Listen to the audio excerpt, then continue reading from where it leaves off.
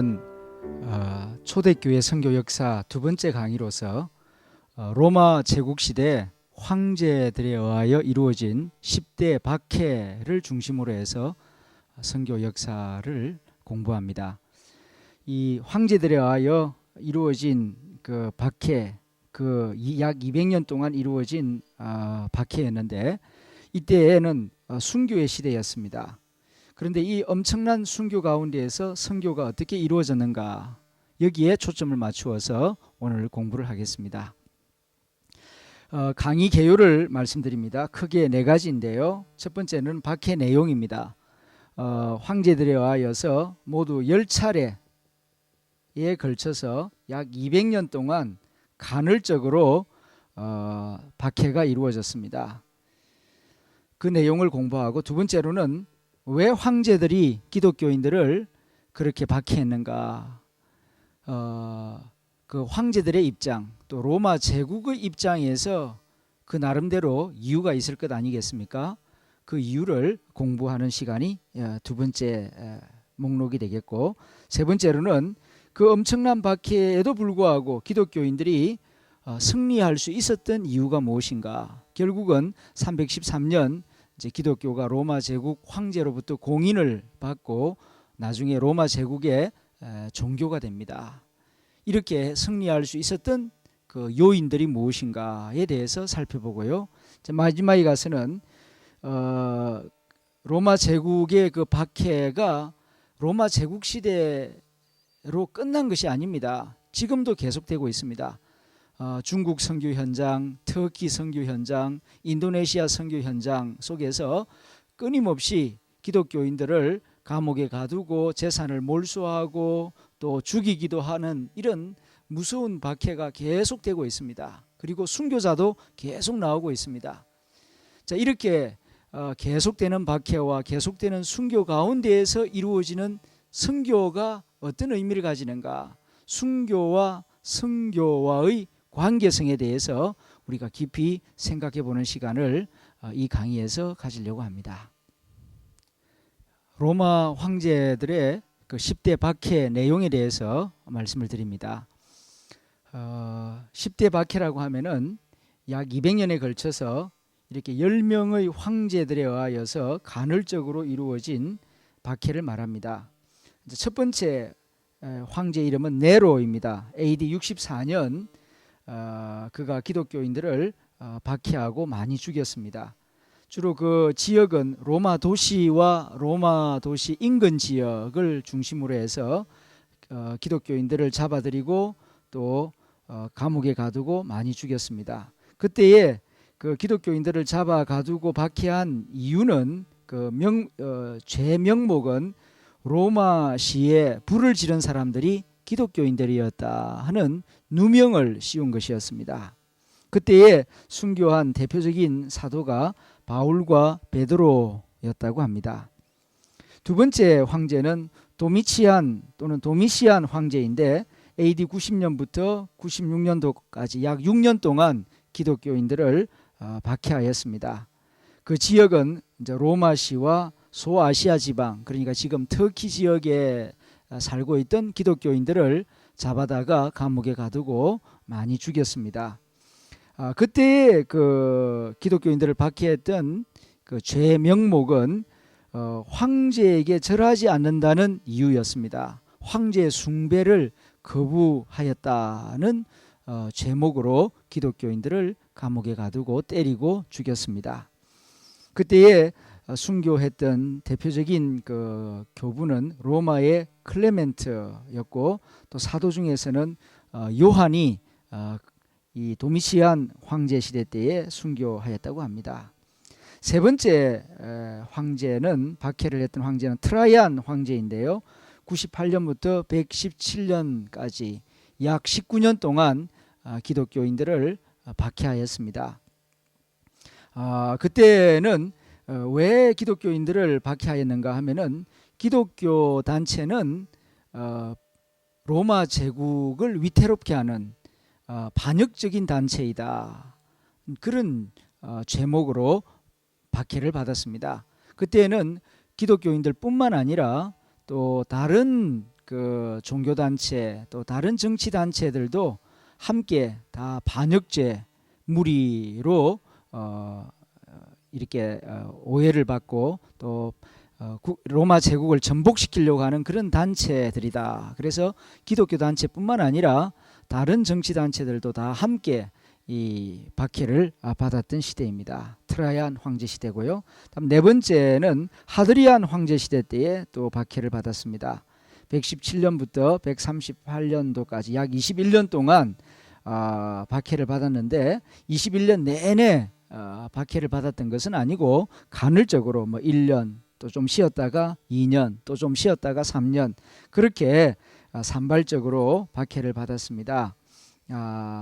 그때에는 앞에 그 로마 황제들의 그 죄목을 다 종합적으로 적용해서 기독교인들을 감옥에 가두고 박해하였고 이때는 아주 강력하게 박해를 하였습니다. 그래서 기독교인들만 감옥에 가두는 것이 아니라 기독교인들을 변호하거나 기독교인들을 보호해 주는 사람들까지도 감옥에 가두고 재산을 몰수하고 죽이는 그런 대대적인 박해를 시행하였습니다. 다음 다섯 번째 황제는 마르쿠스 아우렐리우스라고 하는 황제에 의하여서 이루어진 박해입니다. 161년부터 180년도까지 그러니까 약 19년에 걸쳐서 또 박해가 이루어졌습니다. 이 아우렐리우스 황제는 그 스토아 철학자로 아주 얌전하고 또 양반 이렇게 철학자로서 아주 훌륭한 황제로 알려져 있습니다만은 그러나 기독교 입장에서 보자면은 그는 아주 무서운 박해자였습니다. 기독교인들을 자신의 통치를 반대하는 역적무리로 몰았고 또 자연재해가 일어날 때마다 화산 폭발이나 또 지진이 일어나거나 가뭄이 일어나면은 그게 다 기독교 때문에 이런 자연재해가 생긴다라고 기독교인들에게 누명을 씌워서 박해했던 황제가 아우렐리우스 황제입니다. 그때에 순교했던 교회 지도자들은 저스틴이라고 하는 유명한 그 교부가 이때에 순교하였습니다. 그 다음 이제 여섯 번째는 세베루스라고 하는 황제, 셀티무스 세베루스 황제에 의하여서 박해가 이루어졌고요. 이때는 기독교로 개종하는 것을 강력하게 금지한 황이 이 세베루스 황제입니다. 이때 이레니우스라고 하는 유명한 그 교회 교부가 있는데요. 그분이 이 200년대 초에 순교하였습니다. 그 다음 이제 일곱 번째 박해를 했던 황제는 막시무스 황제입니다. 이 막시무스는 235년부터 236년 약 2년에 걸쳐서 기독교를 박해했는데 특별히 기독교 성직자들을 처형하라고 지시하였습니다. 그리고 또 그 기독교인을 박해한 이유는 그 암살당한 전임 황제를 기독교인들이 지지했다는 그런 정치적인 이유를 들어서 기독교인들을 박해하였습니다. 그때에 순교했던 사람으로서 히폴리투스라고 하는 교부가 순교하였습니다. 다음 여덟 번째 박해자는 데시우스 황제입니다. 249년부터 251년 이 데시우스는 대대적인 박해를 가하였습니다. 로마 제국 전역에 박해를 가하였고 황제 이외에는 다른 신을 경배해서는 안 된다 하는 금지령을 내렸습니다. 기독교는 오직 하나님만 경배하고 예수 그리스도를 주 퀴리오스 왕이라고 고백을 하죠.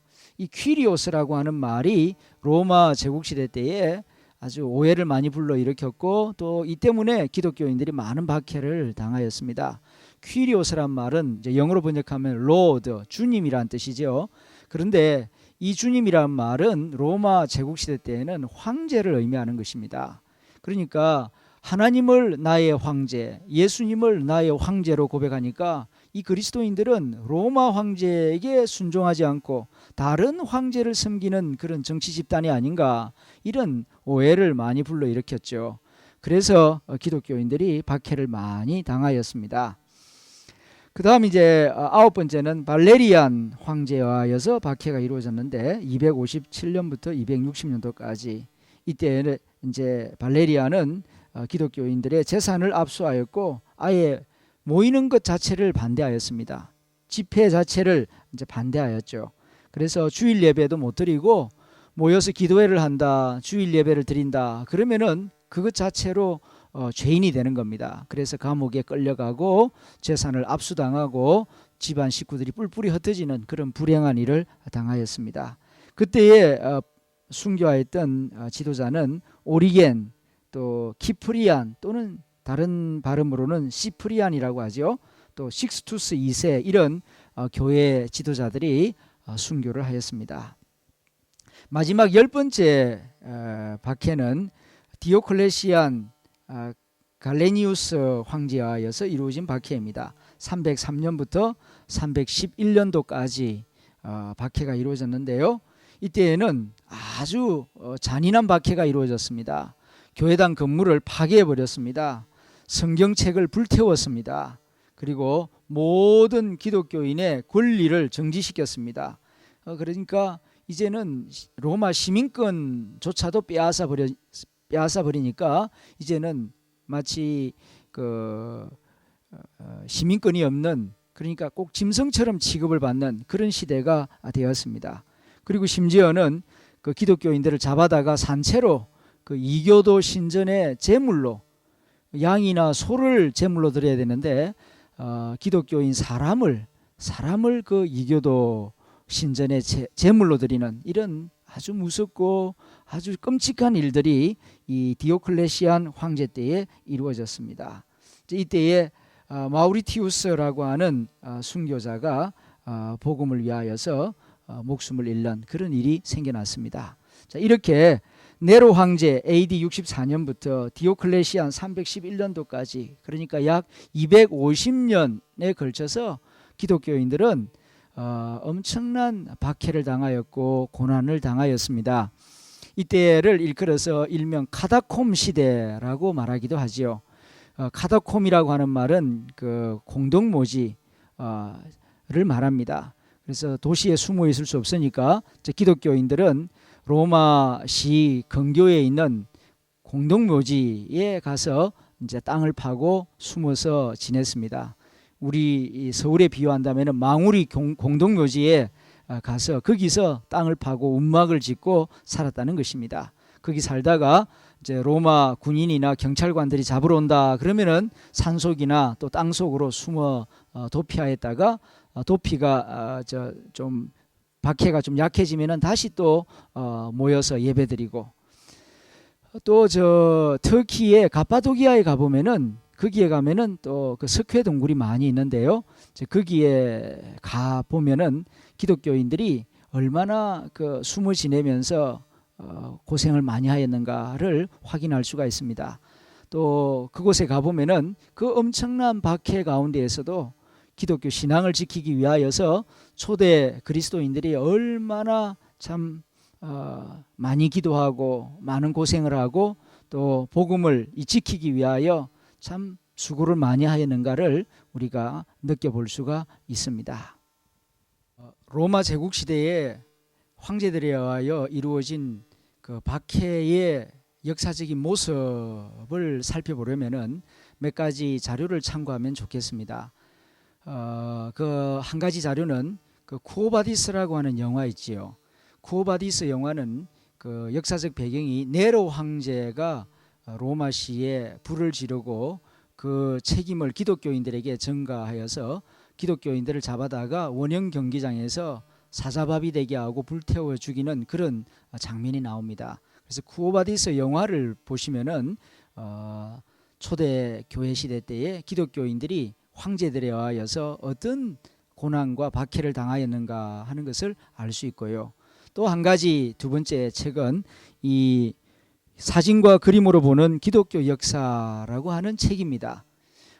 이 책은 교회 역사 책입니다만은 그 내용과 함께 적절한 사진과 그림들을 삽입하여서 교회 역사의 분위기나 그 내용을 입체적으로 이해하는 데 도움을 줍니다. 이 책에 보게 되면은 여기에 보면은 원형 경기장에서 사자밥이 되는 기독교인들의 이제 모습이 나오죠. 이런 사진들을 참고해 보시면은 당시에 기독교인들이 얼마나 큰 고통을 당하였고 어떤 고통을 당하였는가 하는 것을 우리가 실감나게 느껴볼 수 있을 것입니다. 다음은 박해 이유들에 대해서 살펴보겠습니다. 황제들은 왜 기독교인들을 박해하였는가? 그 이유를 살펴보겠는데요. 이 로마 제국시대 때에 이루어진 박해에 대해서 또 순교에 대해서 가장 좋은 참고 자료는 존 폭스가 쓴 책입니다. 존 폭스라고 하는 사람은 영국 사람인데요. 1587년도에 죽은 사람입니다. 이 사람이 쓴 그 대표적인 책 순교사라고 하는 책이 있습니다. 은성 출판사에서 나왔는데요. 이 책에 보면은 그 200년 동안 로마 제국 시대 때에 이루어진 황제들의 박해에 대해서 상세하게 말하고 있습니다. 이 폭스에 따르면은 황제들이 왜 박해했는가? 첫 번째로는 두려움 때문이었다라고 말합니다. 아니, 로마 제국을 다스리는 황제가 기독교인을 두려워했단 말입니까? 예, 두려워했다는 것입니다. 뭘 두려워했다는 것입니까? 그것은 이 기독교인들이 반역을 일으킬까 싶어서 두려워했다는 것입니다. 기독교인들은 아주 단합이 잘 되어 있는 단체였습니다. 누가 보아도 아주 똘똘 뭉쳐 있는 그런 단체인데 기독교인들은 황제 숭배를 거절하고 여호와 하나님을 또 예수 그리스도를 퀴리오스 그들의 주님으로 그들의 왕으로 고백하며 예배하며 섬기고 있는 그런 단체였습니다.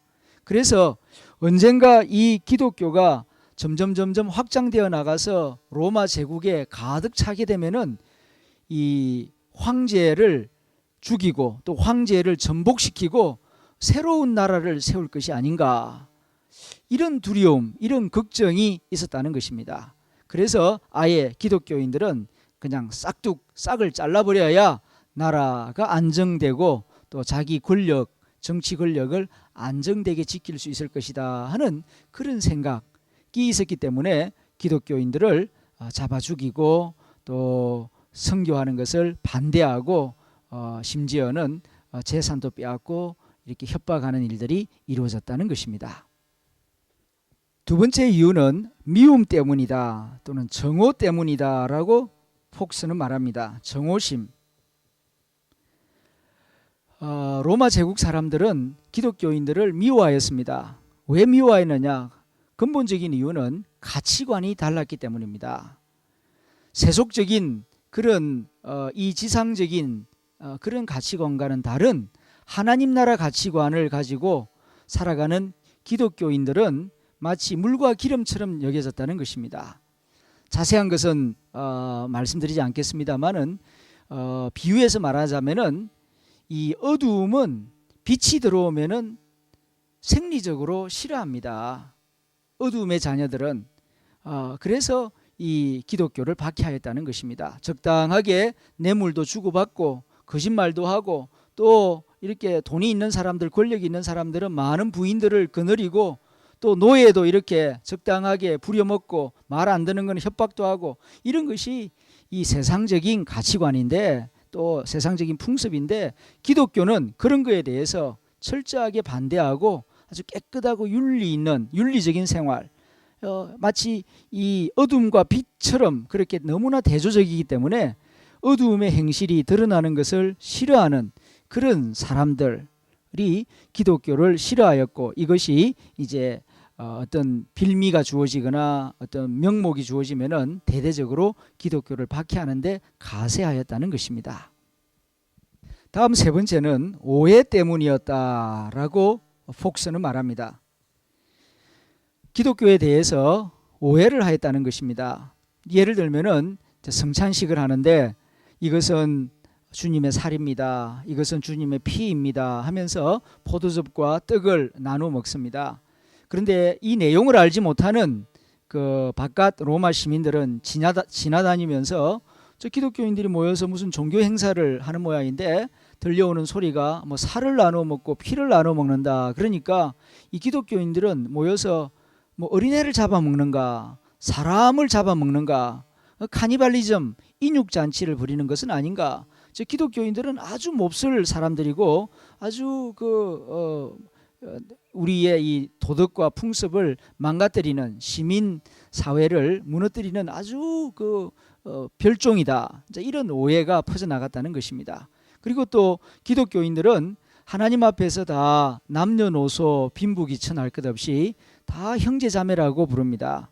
당시 신분사회로 이루어졌던 로마 제국 입장에서는 그건 상상할 수 없는 혁명적인 사상이었습니다. 어떻게 노예하고 주인하고 형제자매가 될 수 있단 말인가.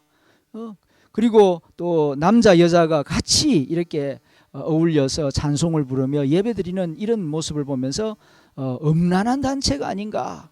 그렇게 오해를 하고 곡해를 해서 자세한 것을 알지 못하는 로마 시민들 사이에 근거 없는 소문이 막 퍼져나가서 기독교인들을 미워하고 박해하고 감옥에 가두고 죽이는 일에 가세하였다는 것입니다. 자, 이런 일들로 인하여서 이제 로마 제국 안에서 박해가 대대적으로 이루어졌다. 조지 폭스는 분석하고 있습니다. 이렇게 250여 년 동안 이루어진 로마 제국의 황제들에 의하여서 엄청난 박해를 받았음에도 불구하고 기독교가 실패하지 아니하고 마지막에 가서 결국 승리할 수 있었던 이유들이 무엇인가? 이것을 한번 생각해 보려고 합니다. 우리는 일제시대 때에 36년 일본의 억압을 받았습니다. 그 이후로 많은 상처가 지금까지 남아 있습니다. 그런데 250년 동안 로마 황제들에 의해서 박해를 받았다는 것은 엄청난 박해입니다. 황제는 어마어마한 능력을 가지고 있고 힘을 가지고 있는 사람인데 그 황제가 기독교인들을 박해하였습니다. 25년이 아니고 약 250년 동안. 그런데도 기독교인들은 없어지지 아니하고 오히려 더 숫자가 많아지고 313년에는 로마 제국 전체를 변화시키는 강력한 종교가 되었습니다. 그 이유가 무엇이겠습니까? 이 참 신비로운 것인데요. 여러 가지 분석이 있습니다만은 스티븐 닐이라고 하는 영국 성공의 교회 역사가이자 선교사, 영국 성공의 교회사가 또 인도의 선교사였습니다. 이 사람이 쓴 기독교 선교사라는 책 35페이지부터 38페이지에 네 가지로 그 승리의 이유를 정리하고 있습니다. 첫 번째로는 확신 때문입니다. 복음의 능력에 대한 분명한 확신, 그 확신이 그 엄청난 박해에도 절망하거나 낙심하지 아니하고 승리할 수 있었다는 것입니다. 이 복음을 믿으면은 죽어도 산다. 내 죄가 깨끗하게 용서함을 받았다. 이 복음을 믿으면 나는 하나님의 자녀가 되었다라고 하는 이 분명한 확신, 뜨거운 확신. 이 확신은 칼도 사자의 이빨도 무너뜨리지를 못했다는 것입니다. 두 번째로는 형제 우애입니다. 예수님을 믿는 사람들은 누구나 다 그리스도 안에서 형제 자매가 되었습니다. 이것은 그냥 미사여구가 아닙니다. 실제로 서로 떡을 떼며 서로 평등하게 서로 사랑하였습니다. 이것은 노예 제도가 있던 로마 제국 시대 때에는 아주 혁명적인 놀라운 모습이었습니다. 기독교인들은 예수님을 영접한 다음에는 실제로 그 성찬상 앞에서 함께 떡을 나누어 먹었습니다. 주인이 먹는 떡과 노예가 먹는 떡, 남자가 먹는 떡과 여자가 먹는 떡이 다 같은 떡이었습니다. 이것은 정말 놀라운 모습이었죠. 당시에는 주인이 먹는 밥상하고 노예가 먹는 밥상은 완전히 다릅니다. 그런데 교회에서 성찬을 할 때에는 같은 떡을 떼서 먹는단 말입니다. 이것은 노예들에게 정말 황송하고 감격하는 그런 시간이었습니다. 주인과 한 상에서 떡을 떼어 먹는다. 짐승과도 같은 나를 교회에서 성찬상 앞에서 형제라고 불러주는 아델포스, 아델포이 헬라어로 이렇게 불러주는 그 호칭 앞에 그들은 너무너무 감격하는 겁니다. 이렇게 인격적인 대우를 어느 곳에서도 받아본 적이 없거든요. 이렇게 형제 우애의 사랑을 교회에서 경험한 사람들은 주님을 위하여서, 복음을 위하여서, 교회를 위하여서 목숨을 바치는 것을 아까워하지 않았습니다. 사람은요, 밥을 먹고 사는 존재인 동시에 사랑을 먹고 존중을 먹고 인정을 먹고 사는 존재이거든요. 그래서 좀 고생스럽고 어려워도 진정으로 내가 존중을 받는다, 사랑을 받는다, 칭찬을 받는다, 그러면은요 정말 목숨 걸고 충성합니다. 이게 사람의 마음입니다. 당시에 그 순교한 사람들을 쭉 조사해 보면은요, 노예 출신들의 그리스도인들이 굉장히 많았습니다. 그 이유를 짐작할 수 있겠지요. 그 로마 제국 사회에서 짐승처럼 평생 살던 사람이 예수님을 영접한 다음 이렇게 형제 우애의 사랑을 교회에서 경험한 다음에는 주님을 위하여, 복음을 위하여 자기 모든 것을 바치는 것을 아까워하지 않는 그런 뜨거운 사랑, 그것이 그 모든 고난과 박해 가운데에서도 절망하지 않고 포기하지 아니하고 기독교를 전하는 에너지가 되었다는 것입니다. 그리고 세 번째로는 순결한 생활입니다. Purity, Holy Life, 이것이 로마 제국을 변화시키는 힘이 되었다는 것입니다. AD 3세기, 4세기 들어갔을 때 로마 제국은 경제적으로 굉장히 부유한 나라가 되었습니다. 그런데 윤리도덕적으로는 굉장히 타락하여 성병이 만연하여 아이들이 태어났을 때에 그 불구 아이들, 기형 아이들 많이 태어났습니다.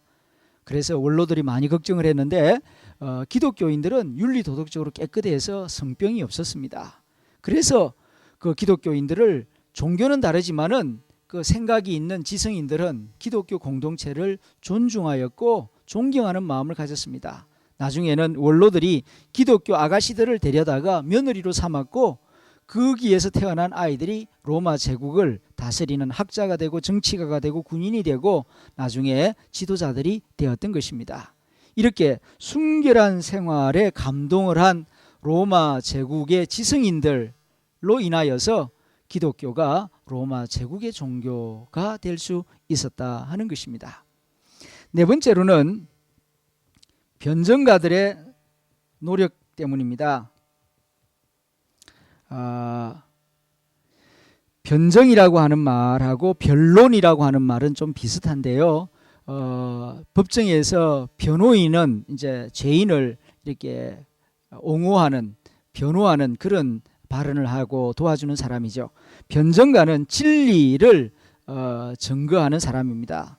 지금 우리가 믿고 우리가 가르치고 우리가 따르고 있는 이 진리가 옳은 것입니다 하는 것을 논리적으로 상대방이 알아듣기 쉽게 설명하는 그런 사람을 변정가라고 말합니다. 아폴로지스트라고 영어로 말하죠.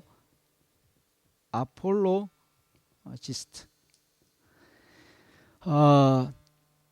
로마 황제들의 박해를 받을 때에 그 기독교 지도자들, 신학자들 가운데에서 자스틴이라고 하는 사람이나 또 이레니우스, 터툴리아누스, 클레멘트 이런 교부들이 기독교 진리를 변정하였습니다.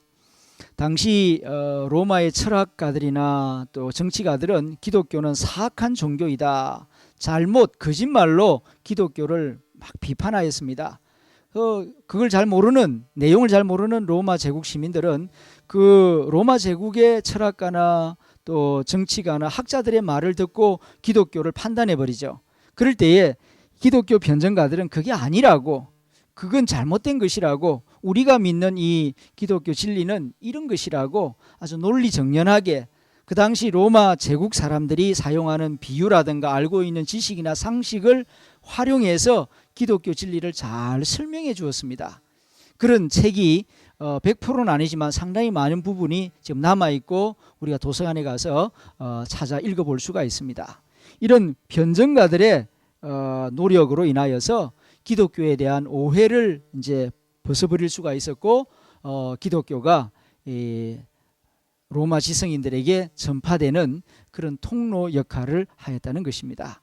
자, 이렇게 그 많은 박해와 극심한 고통과 아픔 가운데에서도 기독교가 이렇게 중단되지 아니하고 계속 전파되고 313년에 로마 제국을 변화시킬 수 있었던 이 이유를 스티븐 닐이라고 하는 이 교회 역사가는 이렇게 네 가지로 정리하고 있습니다.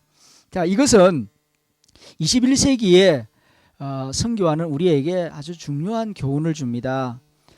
선교 현장은 예나 지금이나 고난의 현장이요, 박해의 현장이요, 많은 어려움이 있는 현장입니다. 선교사가 이 땅에서 유일하게 환영받는 곳은 파송단체나 파송교회뿐이죠. 현장에 들어가 보면은 아이고 선교사님 어서 오십시오. 기다리고 있었습니다. 왜 이제 오셨습니까? 이런 선교 현장 없습니다. 아니 선교사 왜 왔느냐고, 선교사 뭐 하는 사람이냐고, 우리 선교사 필요 없다고, 이렇게 선교사를 냉대하고 또 어떤 경우에는 선교사를 이렇게 박해하고 때리고 가두기도 하고 또 어떤 경우에는 선교사를 이용해서 자기들의 이익을 취하려고 하는 그런 사기꾼들도 달라들기도 합니다. 선교 현장은 바울 시대나 예수님 시대나 지금이나 결코 이렇게 평안한 장소가 아닙니다. 많은 유혹과 시험과 아픔과 고난과 위협과 협박이 있는 장소입니다. 그런 현장에 들어가서 좌절하지 아니하고 낙심하지 아니하고 끝까지 선교 사명을 잘 감당하여 선교하는 일에 있어서 승리하려면은 어떻게 해야 하는가? 초대교회 선교 역사가 우리에게 그 지혜와 교훈을 가르쳐 줍니다. 많은 달러가 필요한 게 아닙니다. 선교학 박사 학위가 필요한 게 아닙니다. 많은 군사가 필요한 게 아닙니다. 선교 현장에서 승리하기 위해서는 예나 지금이나 이 네 가지가 꼭 필요하지 아니한가 그렇게 생각합니다. 무엇보다도 내가 믿고 전파하는 복음 진리에 대한 분명한 확신, 뜨거운 확신이 있어야 승리할 수 있을 겁니다.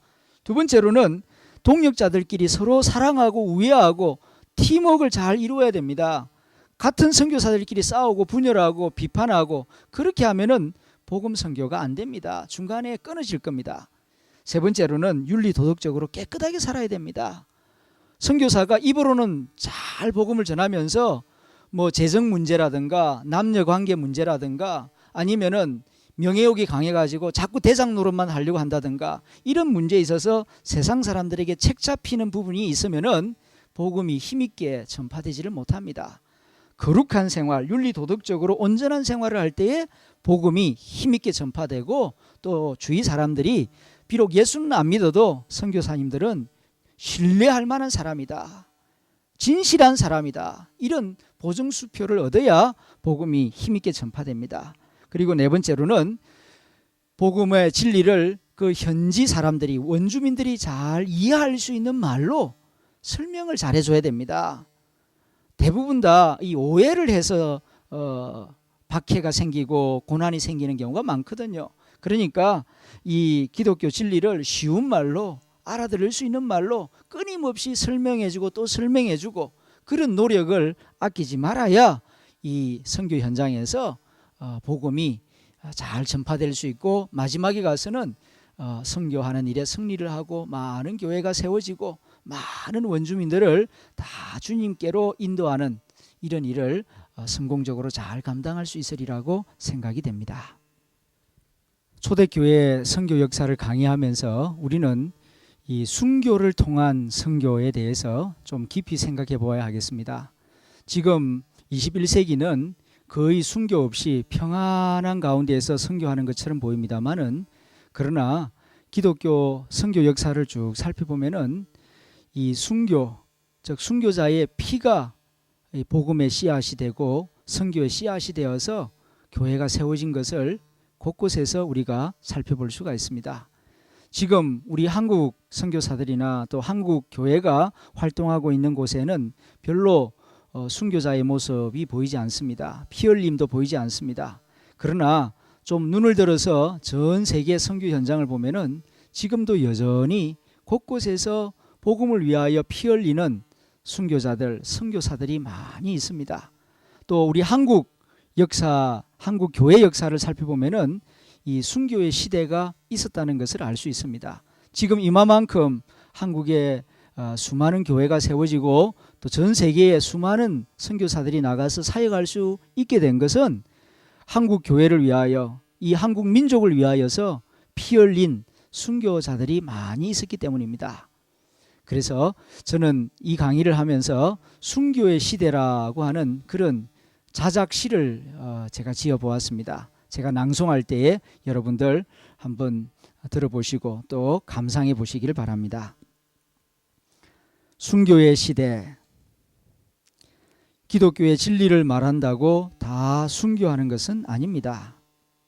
그러나 예수가 그리스도이시다, 예수가 하나님의 아들이며 우리의 주님이십니다, 이런 말을 하였다고 손해를 보아야 하고 죽임을 당해야 하던 그런 시대가 있었습니다. 기독교의 진리를 증거한다고 어디에서나 순교하는 것은 아닙니다.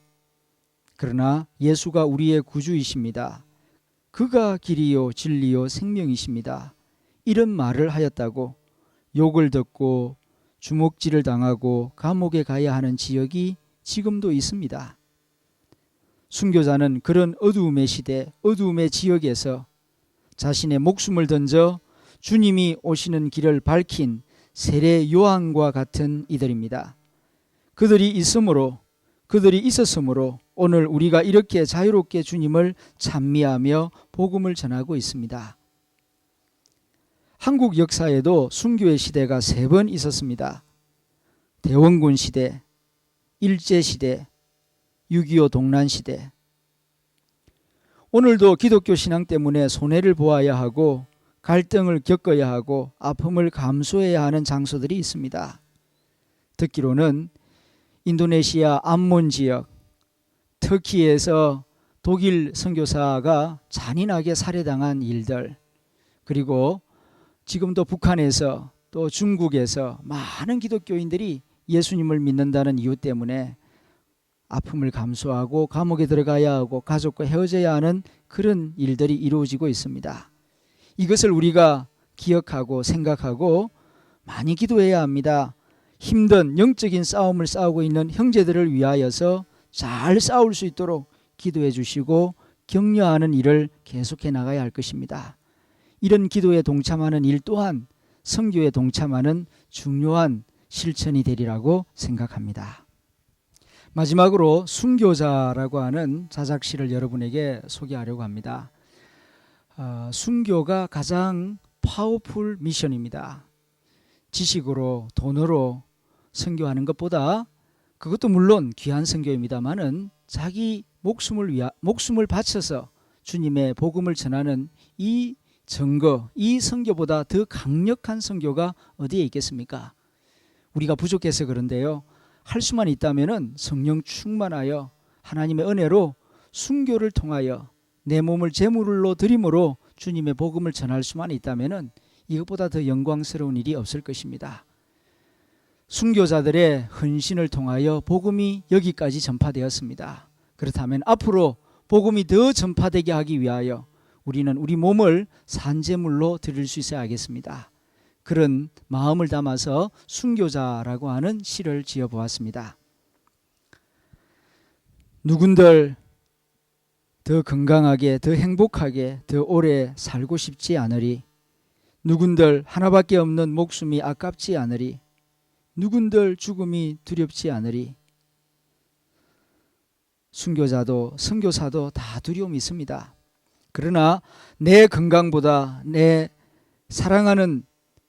사랑하는 거룩한 진리를 위하여, 내 행복보다 더 기뻐하는 하나님의 영광을 위하여, 내 목숨보다 더 사랑하는 주님을 위하여 기꺼이 내 생명을 드리리이다. 괴로웠던 사나이 행복한 예수 그리스도에게처럼 나에게도 십자가가 허락된다면 모가지를 들이우고 꽃처럼 피어나는 피를 어두워가는 하늘 밑에 선교 현장에서 조용히 흘리겠습니다. 한 알에 미리 못 떼어도 좋습니다. 순교자 비석을 세워주지 않아도 서운하지 않을 것입니다. 세상에서 하나밖에 없는 나의 가장 소중한 목숨, 사랑하는 당신께, 사랑하는 주님께 드릴 수 있음이 나의 가장 큰 행복이요 나의 가장 큰 명예입니다. 이런 고백, 이런 마음을 가지고 복음을 위하여서, 선교를 위하여서 계속 전진하는 우리 모두가 되어야 하겠습니다.